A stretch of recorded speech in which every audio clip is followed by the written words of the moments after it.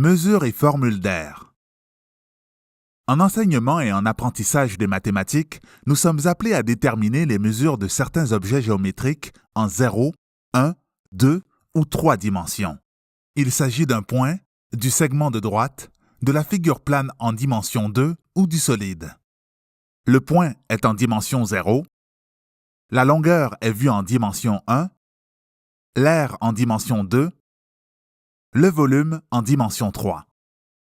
Par ailleurs, comme tout concept mathématique, la mesure se développe à travers des stades et des étapes d'apprentissage, comme l'ont mis en évidence plusieurs chercheurs.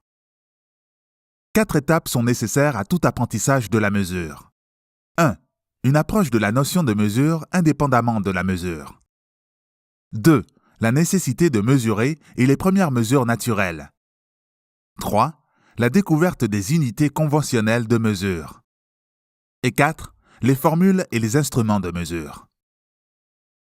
L'enseignement et l'apprentissage de la mesure des objets géométriques reposent sur des processus. Un défi se pose à l'enseignant et à l'élève. Comment trouver la mesure de certains objets géométriques?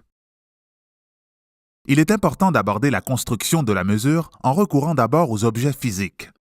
Ce recours impose une démarche de mesure qui consiste à associer un nombre à une grandeur par recouvrement de l'espace à mesurer. On pourrait commencer par les types d'espace à mesurer. La longueur, dimension 1, ensuite l'air, dimension 2, et le volume, dimension 3. Comme tout concept mathématique, l'apprentissage de la mesure ne se fait pas sans obstacle. Lors des premiers apprentissages, il est conseillé d'utiliser des unités de mesure non conventionnelles, comme plusieurs recherches l'ont démontré. Par exemple, quelle est la longueur de la chaise du sol au sommet du dossier en utilisant le crayon comme unité de mesure? Relativement à cette unité de mesure, l'espace à mesurer est de 1, 2, 3, 4, 5 unités complètes et la moitié de l'unité. Le processus peut être aussi appliqué pour déterminer l'aire d'une surface en utilisant le carré unité ou le volume d'un solide en utilisant le cube unité. L'utilisation d'unités non conventionnelles dans le cadre des objets géométriques invite l'apprenant à se concentrer plus directement sur l'attribut à mesurer et lui fournit de bonnes raisons d'employer des unités conventionnelles. Notons que l'estimation d'une mesure est un processus à ne pas négliger dans l'enseignement du concept. Elle permet de mesurer ou d'établir des comparaisons à partir d'informations visuelles ou mentales sans utiliser d'instruments particuliers. Il en est de même pour les mesures qualitatives, ce qui permet d'établir ou non des relations directes entre les types de mesures, c'est le cas de l'air et du périmètre par exemple, ou de travailler les conflits qui peuvent exister entre l'air et le périmètre de figure lorsque vient le moment de travailler ces aspects. Regardons maintenant l'apprentissage des formules. Recouvrons le rectangle de départ par les carrés unités. Alors, l'aire de ce rectangle est de 18 carrés unités.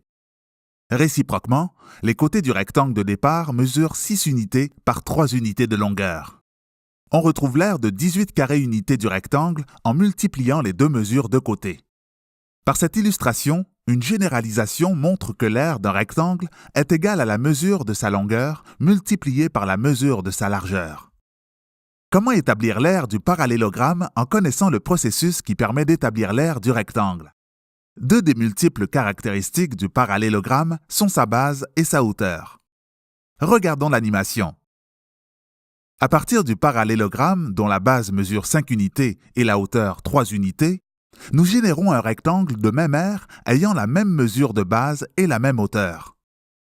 Par le même processus que pour l'aire du rectangle, nous remarquons que l'aire est égale au produit de la mesure de la base et de la hauteur. Illustrons une façon de déterminer l'aire du triangle à partir du parallélogramme. Formons un parallélogramme à partir du triangle par des transformations montrées par l'illustration. L'aire du parallélogramme est bien la mesure de la base multipliée par la mesure de la hauteur. Puisque l'aire du parallélogramme est le double de l'aire du triangle de départ, l'aire du triangle est égale à la mesure de la base multipliée par la mesure de la hauteur divisée par 2. Par le même processus que dans le cas du triangle, les transformations permettent d'obtenir un parallélogramme dont la base est la somme de la mesure des bases du trapèze de départ et de même mesure de hauteur. L'illustration met en évidence la formule de l'aire du trapèze.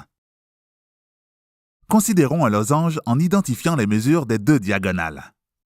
À l'aide de transformations géométriques, nous formons un rectangle dont la mesure de la base correspond à la mesure de la grande diagonale et la mesure de la hauteur correspond à la moitié de la petite diagonale. L'aire est obtenu en multipliant ces deux mesures. Remarquons qu'il existe d'autres transformations géométriques qui permettent d'établir les formules. À ce propos, il faut offrir des occasions diversifiées à nos élèves pour les expérimenter.